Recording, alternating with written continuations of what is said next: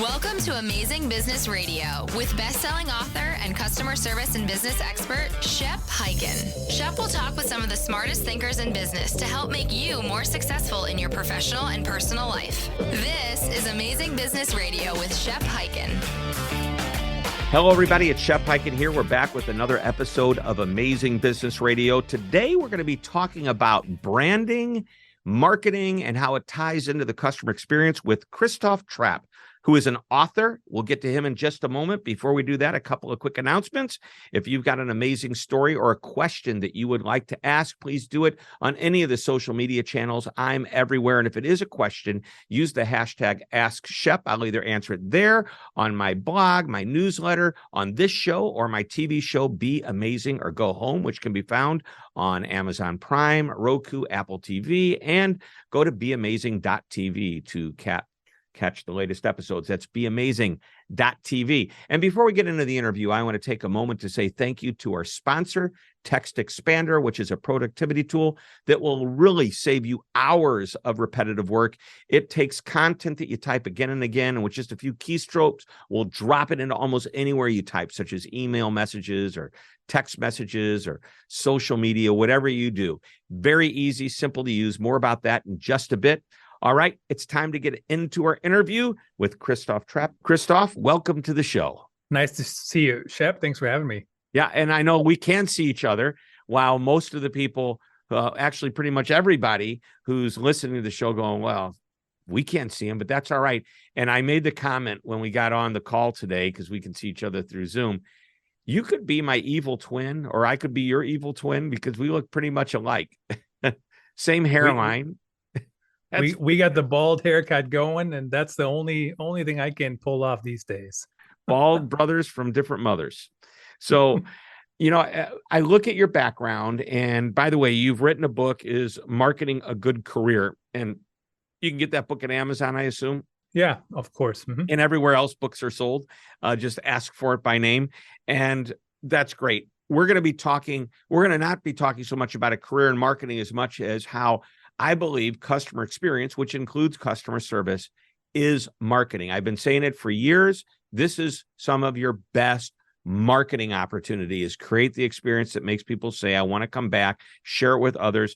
So why don't we go straight there? I'm going to get right into it. Why is it important for a good customer experience to have the right people on a marketing team?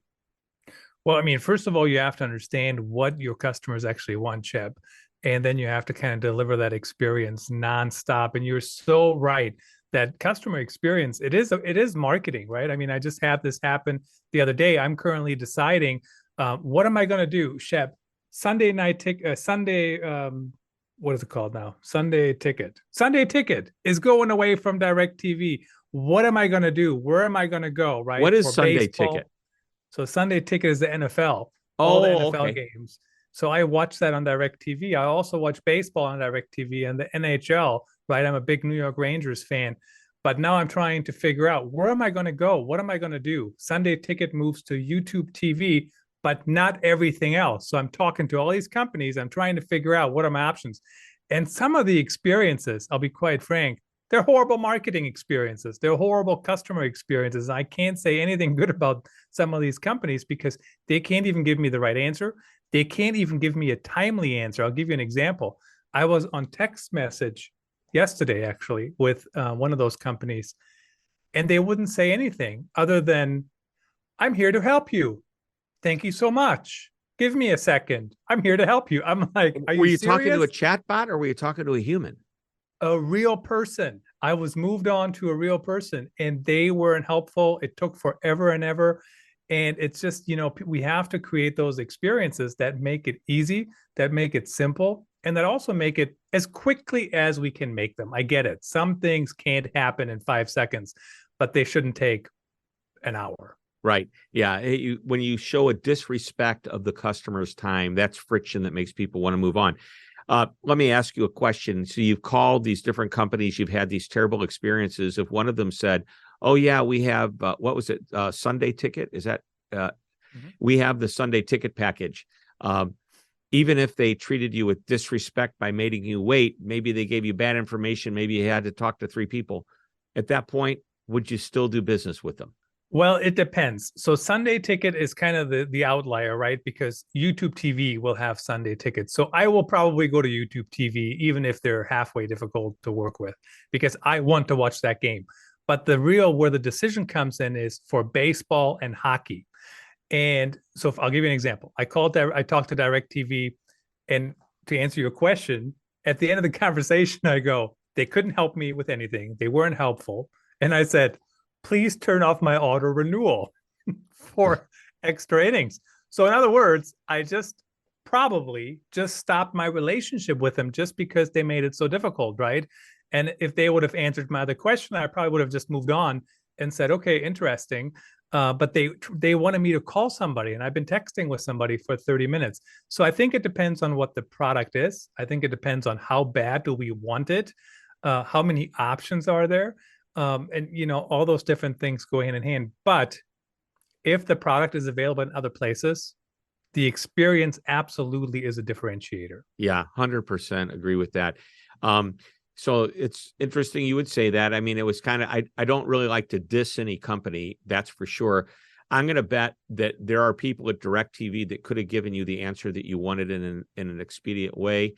It's just so many times people are on the front line, and granted, that's a big company. Do you feel you were talking to somebody here in the U.S.? Was it being offshored? Was it sometimes it's not even so much whether you're talking to an independent third party providing the service. And they could be nice, they can speak well, but they don't give you the answer you want or the answer you need. Or to make it even worse, don't even understand what I'm asking. That's not good. Well, let's move on to a different topic. So the marketing team. I've got some notes here: value, skills, alignment, philosophy. Let's talk about some of these words that I think are important in marketing and how they translate over to the customer experience. Yeah, the biggest thing is I think marketing needs to help customer experience understand the story. What are we about? How are we going to work with people? What's the storyline? And every company has a story, Shep. And some companies, they sometimes struggle coming up with it. But what is that storyline that we're trying to get people through and also let them experience? I'll give you a positive example. Apple. I mean, their storyline is just like great experience, super easy, super expensive too, if you let them. But it's just super easy to work with them. I mean, you text them, you get the answer in 5 seconds. If you want to send in your old phone, you send it in, you get a new one in tomorrow. Or if you're in a bigger area, you can just pick it up. But you have to have that storyline throughout every experience with the customer. It can't just be me sitting here in my marketing office and I go, oh, this is the story. This is how we want to be seen. And then nobody else behaves in that same way. Yeah. My friend Brittany Hodak, who just came out with a book titled How to Create Super Fans or something like that. Mm-hmm. Super fans. I'm looking around because usually I have a copy of her book, but it's probably in the next office over. Brittany's, that's, in the S for super fan, it's her supermodel, SUPER. S is your story. Do you have a story that's compelling to make people want to come to do business with you? And then what does the U stand for? Understanding your customer's story. What's their journey like? What are they going through? Why is it that they even be interested in you? And when those two intersect, magic happens. And when you just mentioned that, what came to my mind is Mark Schaefer, the marketing expert out there. Mark's a good buddy of mine. He's the one who said, stop talking about creating your why, figuring out your why. Nobody cares about your why. What's the customer's why? And like that article just stuck with me, honestly, because it's like, yes, I want to know my why. Why do I want to do things? But my customers don't care about my why. They care about their why. And how do I help them reach their goals? And that's just like, that article stuck out with me to begin with. And when you said that, I was like, yep, that back top of mind for me. Yep. Mark's got a brand new book out. I actually do have that one sitting here called Belonging to the Brand. And it's all about creating a community. Yeah, Mark's a good buddy. You made me think of something. Are you familiar with Dr. Ted Levitt from Harvard Business School? So senior Harvard, he's passed away a number of years ago, but he had a great line. He would ask people what the function of a business is. And this was the why, why are you in business? And people would think to make money, to make a profit. And if you go on the street, 9 out of 10 people are going to ask or answer that question that way. And he said, the function of a business is to get and keep your customers. The goal is to make money. And if you confuse the function with the goal, you're not going to reach your goal. So a lot of times the why, not every company, but a lot of the why behind it is, I want to create a product. I want to build a company that's profitable, that will allow people to work and make a good living, allow me and my family to make a good living, maybe become really wealthy. Okay. That's a why. Okay. I would say maybe another person today, like you look at Tom's shoes. Every time you buy a pair of shoes, we give a pair away. Maybe they want to be profitable, but at the same time, they want to make impact in the world. Sir Richard Branson with his Virgin United, a very, very charitable organization. So sometimes the why is something that is customer focused. And when you get the customer focused why answer, that's when you start to build this community, these evangelists that follow you. If I'm a cosmetic company, and I used Lush Cosmetics as an example of one of my books, they don't do animal testing. Well, I'm going to attract customers who that's really important to, regardless of the price. And so the why becomes extremely important. But the getting and keeping customers, back to what you do for a living, that's marketing. It's that simple. I mean, it is. And, but when you think about marketing in some companies, Shep, it's top of the funnel, middle of the funnel, bottom of the funnel. And then we don't even talk about the bow tie funnel in some companies, right? Where you talk about how do we keep customers. And that's why it's so important for companies to actually implement that funnel, the bow tie funnel, and not just the, hey, let's get you in the door. And once you're in the door, you can do whatever you want, and we don't really care about you anymore. And I think good marketing teams consider the entire experience, the entire journey, and then, of course, get everybody on the right page. And I'll give you another example. Many marketers are good storytellers. And there's a lot of people who are not good storytellers, right? But they can be if you teach them, if you help them understand how things work, and they can have that right storyline going. And I think that's really, really important, not just to think of marketing as let's push people in the door, but how do we also help customer success? How do we help customer experience, customer support, anybody that's talking to your current customers? Because as you know, and I know, it's much cheaper to keep customers than to bring in new ones. Yeah, amen to that. Let's take a quick break. When we come back, I want to start off with an intriguing idea. It's not my idea, but I think this would be a great way to kick off the second half of our interview. It ties in to exactly what you're talking about, getting and keeping your customers. And if that's important to you, and it is, then you're going to come back in about 60 seconds. Don't go away. We'll be right back. Let's talk about Text Expander, a tool that allows your team to eliminate repetitive typing with just a few keystrokes. Anything you type over and over, such as customer responses, will be at your team's fingertips, so they have the power to do what they do best, just faster. Quickly reply to emails and chats from a library of responses that you create, completing answers to common questions and issues. Your entire team stays on the same page with the same common responses that can be personalized on the fly. And it's simple to use. Type commonly used content into a text expander snippet and give it an abbreviation of just a few letters and symbols. Share the snippet with the team. When you type the abbreviation, it triggers a snippet and the content expands anywhere you type, including email, chat, or social media. It's that easy. Just go to www.textexpander.com to learn more about this amazing and productive tool. Sign up for a year and get 20% off. You're listening to Amazing Business Radio with best-selling author and customer service and business expert, Shep Hyken. We're back on Amazing Business Radio. We're talking to Christoph Trappe. We're talking about marketing. We're talking about customer experience. And yes, they do intersect in a big way. I'm going to start to tell you a little story, kind of a story. A friend of mine, Tom Baldwin, was the CEO of Morton's when I first met him. Today, he's the CEO of Benihana's. He believes in creating the experience. One of the things that he said is, well, I believe the best marketing you have is when people, your customers, guests, clients, whatever you want to call them, are out there telling others about their experience with you. And Tom's idea was that our best marketing department, our best advertising, even if you want to say, is our front line that's dealing directly with customers. In other words, servers, bellmen, and people behind the scenes who are back of the house creating the experience with the food. You put it all together and people walk out and they become your best marketing. Any thoughts about word of mouth marketing and how you can make more of that happen? Unfortunately, the truth is, Shep, that people will only share their opinion when it's really, really bad, their experience, or when it's really, really good. Not like me. I will share my opinion for everything, middle of the road. I'm the only person in the world who gives 3-star reviews, probably. But, most people will only do that. So I think what you have to do is, you either have to really blow them out of the water, or when it's really, really horrible, they will tell everybody as well. But it's really not that difficult to create a great experience. I'll give you an example. I went to the physical therapist the other day, and he says, "Hey, I don't think you have to come back. Here's 3 exercises. You already go to the gym.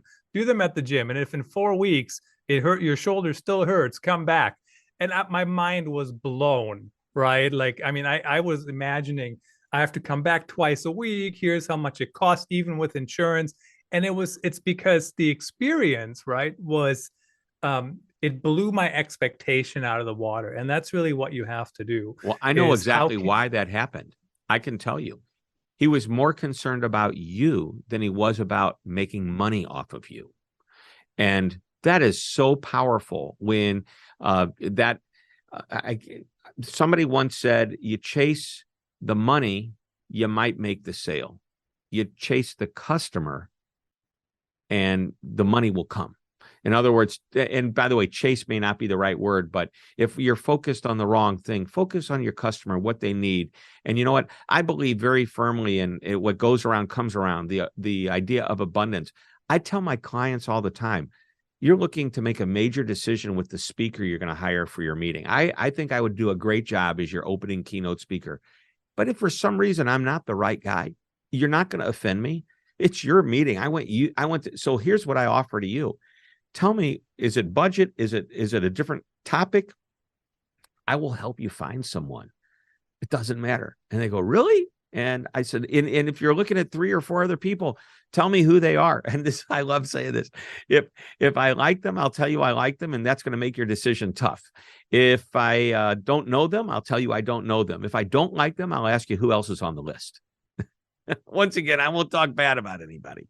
It's, you have to be honest with people. You have to be helpful. And I'll tell you this, I did not even leave the parking lot, and I left a 5-star review on Google for that physical therapy practice. Right. And now my opinion about physical therapy is way different than it used to be. I'm like, oh yeah, that works great. And if it, your opinion of somebody good doing it, because there are plenty of people that are going to want you to come back again and again and again, knowing your insurance is paying for it. Right. And if it's necessary, that's fine. But I'm just, think about, how do you create those experiences? How do you go above and beyond? And I know sometimes people wonder, how do I do that? What do I do? But you just have to figure out, what are people trying to get out of it? What's their goal? And, kind of go from there. The ethical upsell is kind of the way I look at it. I say there's many physical therapy, chiropractors, a dentist's office, that they're in the business of selling you the services they have. And they will try to do what they can to get as much out of you as possible. I don't have a real problem with that if it's done for the right reason. I give you an example, Ace Hardware, one of my favorite companies to do business with, to write about. They're, to me, a rock star in the business. If you go in to buy a can of paint at an Ace Hardware store, they're going to ask you, do you need brushes with that?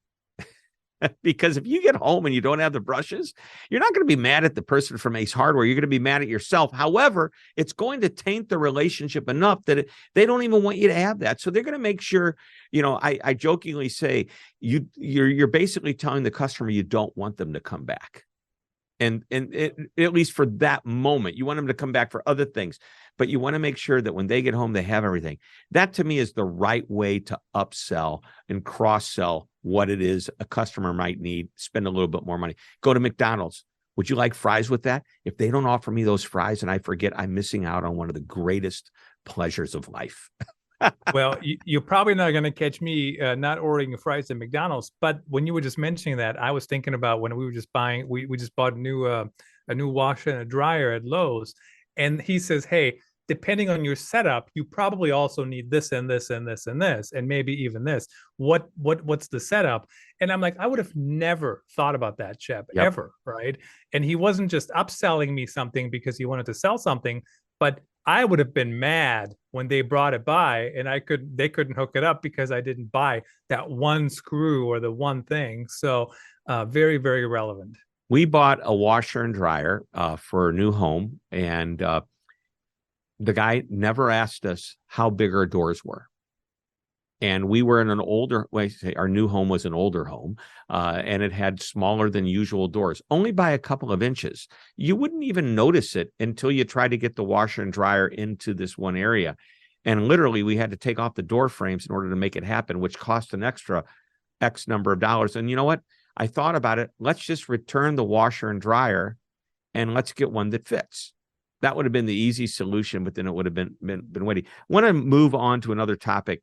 What role does good branding play in customer experience? You're a marketing guy, so marketing and branding kind of go hand in hand. And while we have you, I want to know the answer. You know, branding is sometimes undervalued in some companies, and you do need a good brand. And that is not just the logo, not just the colors, but it is also the colors and the logos, right? How does your brand look? How does it feel? What does it stand for? So it's all those things together. How accessible is it to people? How easy is it to consume the content and connect with you? So all these different things go hand in hand. And some people say, well, your brand is what people say it is, but you do have a vote in the matter, and that is by how do you create the experience so people feel the brand. But you have to kind of you have to define it, and then you have to teach people, and you have to coach people. You know, I'll give you an example. At Vox Pop Me, my day job, it's a very playful brand, and that's kind of how we all behave. Even if you go look at MailChimp, very playful of a brand, right? So if you reach out to them, that's kind of how they behave. Maybe the other one that you and I certainly can relate to. I think you fly American Airlines just like I do. But when I message with them, they say, I'm like, oh, I put in for this system-wide upgrade or whatever. And they'll say, yep, looks great. Our wings are crossed. They're just kind of playful instead of saying our fingers are crossed, our wings are crossed. I like and that. They always have fun little things like that when they're talking to you. Yeah, I'm a big fan of American. I think when you fly on an airline, any airline, there's going to be people out there that are going to say, American Airlines, are you kidding me? Well, you can say that about any airline. When you've been flying long enough, there's good and bad in every situation. Oftentimes, it's not the airline's fault, but it does inconvenience you. You know what? We can't help it if there's bad weather. We can't help. Well, the mechanical is a mechanical, but you know what? I'd rather find out about the mechanical when I'm on the ground rather than up in the air. So I'm happy to sit around for an extra hour while they fix it. Hey, do you have a specific definition of what a brand is? Well, a brand is, it is what your brand stands for. It is how your brand behaves in public, and what's its purpose. How do you show yourself? My brand, Shep, forever and ever has been storytelling. And when I go back to even my journalism days, same thing. I always look for new ways to tell that same old story, right? There's a winter storm coming. How do I tell that story differently? And that's been my brand. So you have to kind of figure out, what do you stand for? That doesn't always need to be brand activism, honestly, even though it could be, but it doesn't necessarily have to be. But what are you trying to do? What's your purpose? How are you going to help people? And then how do you interact with people? And then the other thing is you have to live up to that, brand promise. You can't just say, hey, we're the best at whatever. And then when people actually buy your product, it stinks.